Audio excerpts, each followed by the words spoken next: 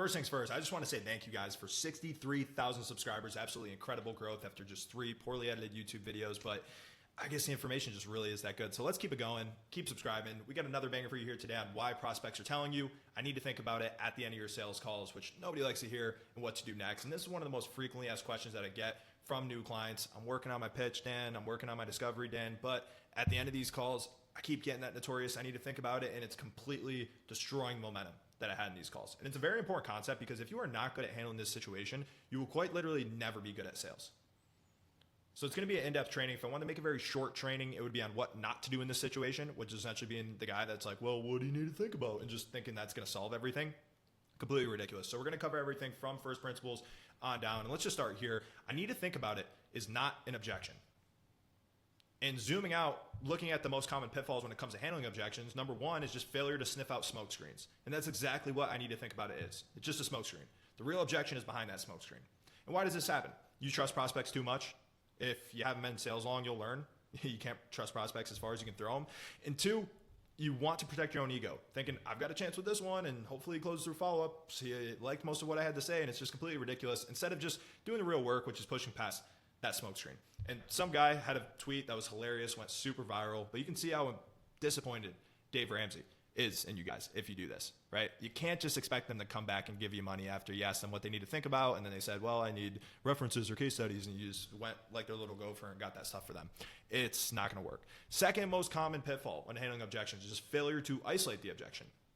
Right? If you don't isolate it, it's going to be almost impossible to solve. And why does this happen? You're trying to solve multiple objections at once. They have a few that they're throwing at you. And instead of just slowing down to speed up and just individually taking down those objections, you're just hoping to solve them all at once. Or two, you're just not willing to do that type of work to hash things out and seek clarity. And a big thing here, guys, is you need to be seeking decisions, not validations. And decisions don't come without clarity. So you need to have that clarity there on what their actual concerns are, piece them out one by one. And just once again, seek decisions, not validation. It is much better for somebody to tell you, no, I'm not going to do this on a call, than it is for them to say, oh, most of this was good. Thanks. Appreciate it. Send over some information. I'm going to think about it. And you'll realize that all those people get stuck in limbo. Very few of them close. We want decisions. That's it, whether it's to work with us or not. So let's talk about why, after a 38-minute sales call, somebody would say, I need to think about it. All right. Number one, they're trying to politely tell you no. They're not interested at all. Okay, cool. Like I said, we should still push past that, get the clear no, move on, so we have a clean pipeline. Number two, they're somewhat interested, but there's a roadblock, right? They need to look over their finances again. They are talking to a couple other companies. There's something stopping them, which once again, if we don't push past, figure out what that roadblock is, isolate that objection and try to handle it, we're not going to close them on the call. Number three, they're actually interested. There's just some lack of clarity or lack of courage for them to close, which we're going to talk about how to handle both those situations in this video. But once again, if they don't have absolute clarity on what this is going to look like for them, confused prospects don't buy. Just remember that. I tell that to my team all the time. Like, they need to not only be interested and want to do this, they need to know exactly what this would look like for them if you are expecting them to close on the call. This is the last reason, and it's actually very common. Happens a lot when people are like, dude, the call was going so well, and they just hit me with it at the end of the call, and I'll watch it, and I'll just be like, dude, you didn't ask for the sale. He's like, what do you mean? I was like, well, you just gave the pitch, and it's okay, and it's actually a good thing to be comfortable in silence after you drop the price. But you don't want to be too comfortable in silence and just literally not ask them to move forward. Because then they're just going to be like, well, I'm on a sales call saying, thanks, I need to think about it. Sounds like something I should say at this point. There's this awkward silence, so I'm just going to ask off the call. Say I need to think about it. Sounds like something I should do. But once again, you need to be asking for the sale in order to get the sale. It's pretty common, but surprisingly very common that people don't do this, right? So make sure you always ask for the sale. The worst they can tell you is no, which once again is fine. We're just seeking decisions here. So how can you prevent them from saying this in the first place? Well, truth is, you can't avoid it altogether, but there are a lot of things that you can do to reduce it as much as possible. First, you want to figure out what questions are people already asking, what concerns do people already have, and just make sure you cover that in your discovery and in your pitch. And you guys will realize there's very few new things under the sun. The same questions get asked over and over and over again. The same concerns come up over and over and over again. So if you're seeing that pattern, quite literally, just make sure you're building that into your discovery. You're covering those concerns. Make sure you're covering that in your pitch, and it's going to help you out tremendously. One way you guys can do this super easily is with AI these days. So we use Fireflies for recording software. We use Claude and that Fireflies connector that they have, so I can just pull tons of transcripts all at once and just ask AI questions about, hey, what are the most 10 frequently asked questions? What are the 10 most frequently asked concerns? And I'll literally just show you guys what the prompt looks like here, because it's super simple. Fireflies is cheap. This pro version of Claude is like $10 a month. And I just say, hey, Claude, how many transcripts do you have in Fireflies in the last 2 weeks with this type of meeting name? Because that's a specific type of sales call for our team. Cool. Can you take 50 of those transcripts and find me the 10 most frequently asked questions prospects have about the program? Cool. Grabs it. Takes me basically no time. But you can see, very basic stuff. What does the program include? What will I get? How does the coaching work? How long does it take to get my first client? So just making sure that you're showing the roadmap in terms of what it looks like to get your first client. What services, offers should I provide to my clients? So they need to have absolute clarity on what type of offer they would be running for. Like, what does the pricing look like? What type of people would they be reaching out to? How does that outreach look like? All those good things. How do I actually get clients? What's the client acquisition stuff look like on your guys' end? Like, if we don't talk about this stuff, we know that people are asking it over and over again. So even if the prospect that we're talking to hasn't asked about it, that's still a problem, because that's going to be something in the back of their head. We know that this is just naturally what people think about. If we don't bring it up on the call itself, it's going to stay in the back of your head, and it's going to manifest in a, hey man, I need to think about it at the end of the call, which we're looking to avoid. So just going on down, super simple stuff to look at. And this was the next prompt here. Like, this is awesome. There may be some overlap, but what are the most 10 common concerns prospects have in these calls about our program? You can use the same exact transcripts. And it was just going on down. One, can I do this while working full time? So like, what does time commitment look like if I also have a job? I have no experience in this. Does that work for beginners? Is the market too saturated with AI agencies? What if I can't get clients?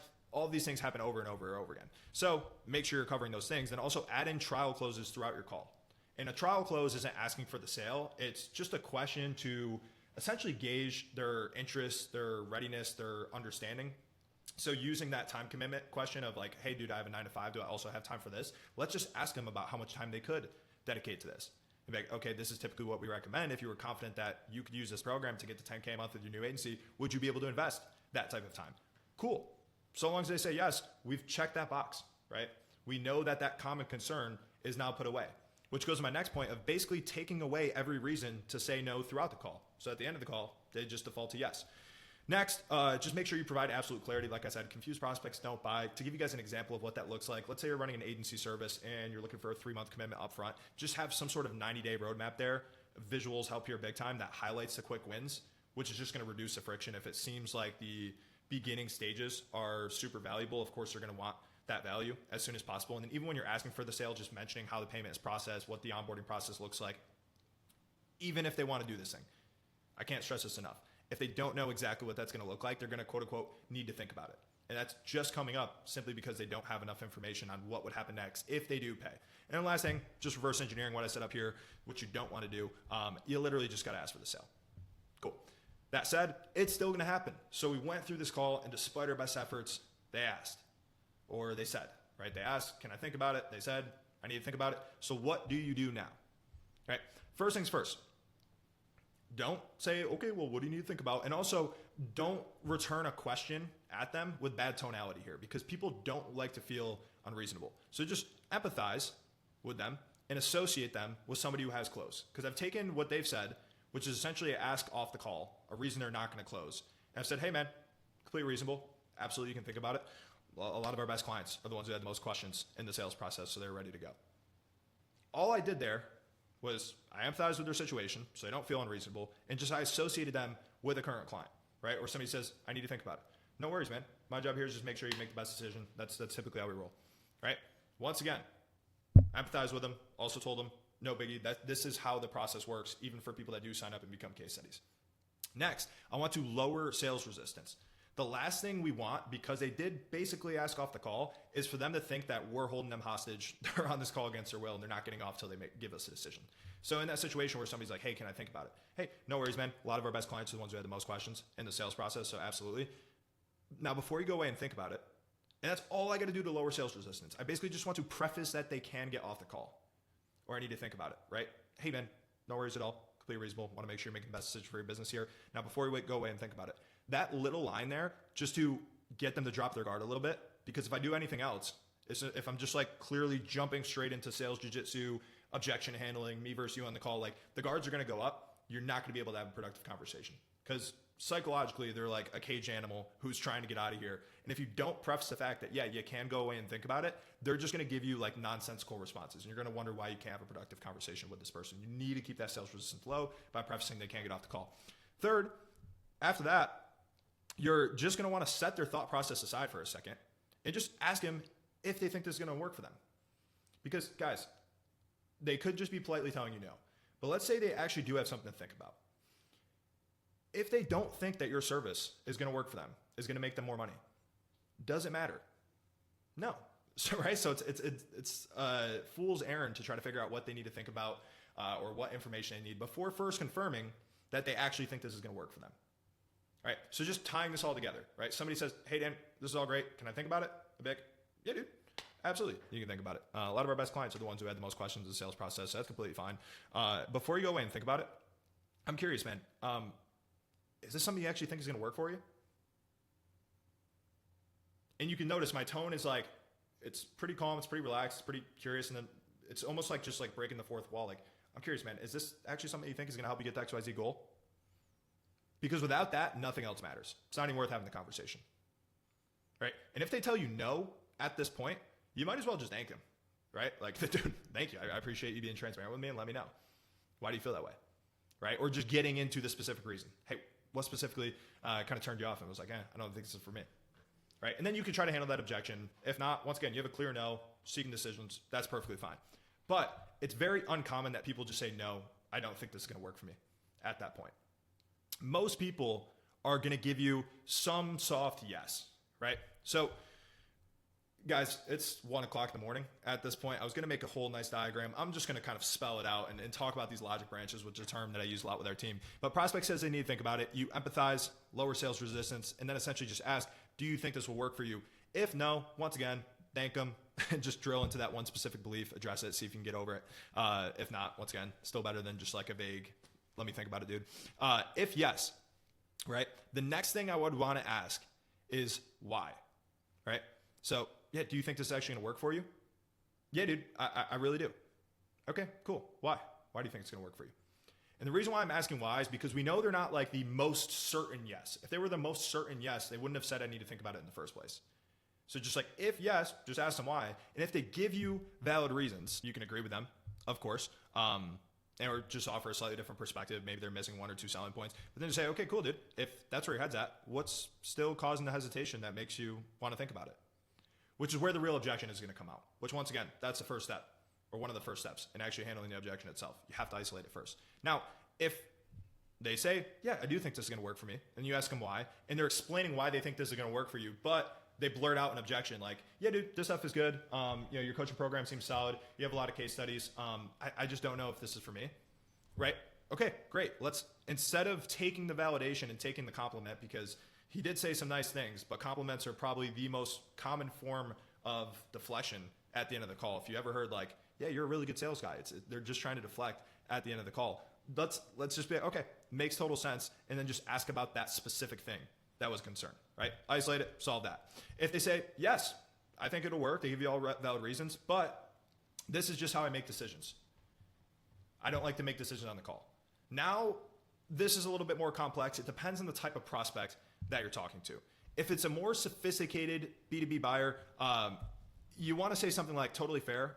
You're in business, so I'm sure you get it. Like you kind of get what that means when you hear that. Last thing I want is to never hear back from you. So do you mind if I ask you a question about what that decision-making process typically looks like? So permission-based selling, super, super helpful. Once again, even though he is a more sophisticated buyer, I still want to voice my concern, which most guys who are in sales, most guys who are in business, they know, yeah, hey dude, this is how I make decisions. I just need to think about it. You go away, you never hear from that person. So I do want to voice my concern, but I want to be a little bit more lax with this type of sophisticated prospect and just ask them what that decision-making process looks like. Is it typically just mapping it out on a whiteboard, sleeping on it, something else? And they're probably going to tell me something there, which is, hey, I'm sleeping on it. Okay, so I want to support their process, make sure there's no information that they need that hasn't been presented yet. And I'd never like to default to that, like, hey, what other information you need to see? Because then you're just going to make shit up at that point. I just want to figure out what the decision-making process looks like. But I then want to ask them, hey, if you need to sleep on it, cool, man. I get that's the way that you make decisions. That said, you sleep on it.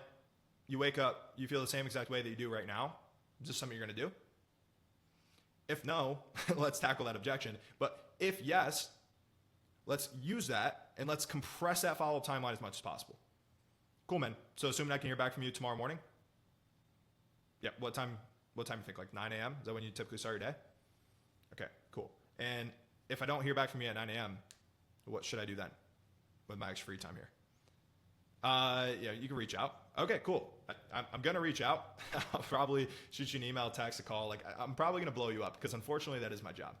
And prospects always laugh at that, right? But it sets a real clear deadline because what happens that next day at 9 a.m., we know that presumptively we should be going in for the close because if he feels the same way that he does right now, he said he would be closing. But I also set a super clear deadline and I compress it as much as possible because time kills deals. Like ideally, if they're telling me they're mapping it out on a whiteboard, they're going for a walk, they're just talking to their partner, I'm assuming they're going for a walk today. I'm assuming they have access to this whiteboard today.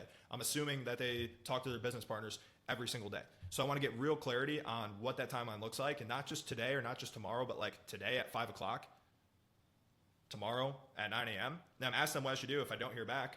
Like, hey man, let's say 9 a.m. rolls around, I don't hear back. What then? I guess you can reach out. Okay, cool, dude.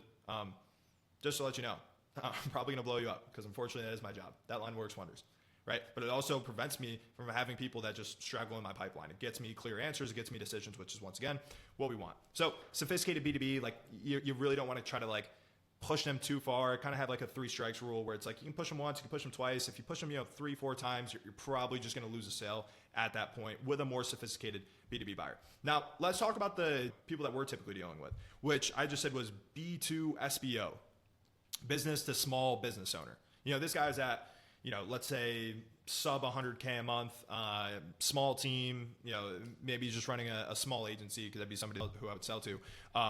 You kind of start the same way as you do with B2B. Right? You share your concern. You're like, hey, dude, I'm sure you get it. You're in sales. You run a business. Typically, when you hear that, a lot of times you don't hear back. Last thing I want is for you to just kind of go away and we don't come to a decision one way or another. So do you mind if I ask a question on what that decision-making process typically looks like? Cool. That's completely fine, right? The difference here is after they tell me their decision-making process, instead of supporting their process, compressing the timeline as much as possible, I would much rather just ask them another question, which is essentially, hey, cool, dude. And that thought process or that decision-making process of mapping out on a whiteboard, talking to a mentor, talking to your spouse, is that just simply to make sure that you're not making like a more rushed, emotional decision? And a lot of times they'll say, yeah, like, hey man, yeah, I've been burned by this person before, or I had this bad experience. I just, I like to kind of step away, look at things again. Cool. And then you can empathize with them. Hey dude, I get it. Like, the fact that you're feeling some nerves right now isn't necessarily a bad thing. That means you give a shit about this. And at the same time, making a decision quickly, where logically all of the boxes are checked, that's not a bad thing either. So just to confirm, everything here makes sense. Like you're confident you see ROI on this. You're confident to support the community. Everything that you're looking for is there with what we offer. So just confirm that those boxes are checked for them. And then I'm just going to question what they're looking to get out of that decision-making process. Right? So to kind of go back to the top with this small business owner, because I feel like that's who a lot of you guys will be able to sell to. Like, hey, totally fair, dude. You're in business, so you probably get it. The last thing I want is for me to just allow you to go away and I never hear back from you again. So do you mind if I just ask a question about what that decision-making process typically looks like? Yeah, go ahead, dude. Is it typically just like mapping this out on a whiteboard, sleeping on it, going for a walk? Like, what's that going to look like? Yeah, dude, I just like to take some time. I like to pray on it. I like to do that. Okay, cool, dude. Is that just to make sure that you're not making like a rushed emotional decision? Yeah, it is. Okay, well, I mean, if nerves are coming up, I wouldn't say that's necessarily a bad thing, but at the same time, making a decision quickly where logically all the boxes are checked, that's not a bad thing either. That said, like, what are you looking to get out of the walk, the talk to your mentor, the talk with your spouse, whatever that reason is? So I'm essentially just questioning that decision-making process, because when I ask them what they're looking to get out of it, they usually realize that really not much is going to come from it, and they're pretty much already there. They just have some rule about why they don't like to make decisions now, and that can talk about pulling, just the time to see success forward quicker. Like, hey, dude, if you're already there, I mean, is this something you want to delay even further, or are you ready to get started? I can just re-ask for the sale. More asks equals more sales. Pretty simple, right? Like, I've even had conversations with people where they're like, dude, I want to pray on it. And I'm just like, are you a Christian? I am personally. Okay, let's pray. I'll lead. because I don't want to just have some random reason for deferring if it's not going to help them, right? So now B2C, it's like you push even harder. So B2C, you're going to start similar. You're probably going to voice your concern in a more straightforward manner. Hey man, typically when I hear that, I need to think about it. I don't hear back from people again. And it's the last thing I want, dude. I want to figure out if this is going to help you. Whether you decide to do this now or you decide to do this later, no skin off my back. So do you mind if I just ask a personal question about that decision-making process? Then they're basically going to tell you what that decision-making process looks like. And because it's B2C, it's definitely a more finicky audience. It's definitely more of a flight risk. I would just ask them something after that, like, okay, cool, dude. Is that how you always make decisions? And has that habit led to you taking action that has gotten you the type of results that you want? Because we know that it hasn't, right? With like most B2C transformational offers, it just hasn't. So I'm going to ask those questions like, you know, TLDR of this point is just like push harder, challenge, and just call it the pattern itself. Because obviously the pattern that they have here typically isn't leading to the result that they want, which really can't be said for the, you know, higher two, like a sophisticated person. Usually, you know, sometimes their decision-making pattern has led to them seeing success, right? Which is why you don't want to push too hard because then you're just going to smell commission breath, get turned off. Small business owners, sometimes it has, a lot of times it hasn't. So obviously, empathize with them. Yeah, dude, like, is this just to make sure that you're not making like an emotional rush decision? Talk about their nerves. Let them know it's not a bad thing. They give a shit. But let them know that at the same time, making a decision quickly where logically all those boxes are checked isn't a bad thing either. Check all of those boxes or make sure those boxes are already checked for them. And then just question what they're looking to get out of that decision-making process. Once again, they're probably going to realize that it's a fruitless exercise. So if they're already sold, they're already committed, they're already mentally there, the nerves will probably calm down a bit at that point. As for the sale again, B2C, push a little bit harder, challenge, call out that decision-making pattern that hasn't led to them getting the results that they want. But that's it. Yeah, subscribe, please, because you guys probably noticed we're not at 63,000 followers. It's 1 a.m. before I got to post this thing, literally 8 in the morning. We're at 63. So let's keep this thing going, guys.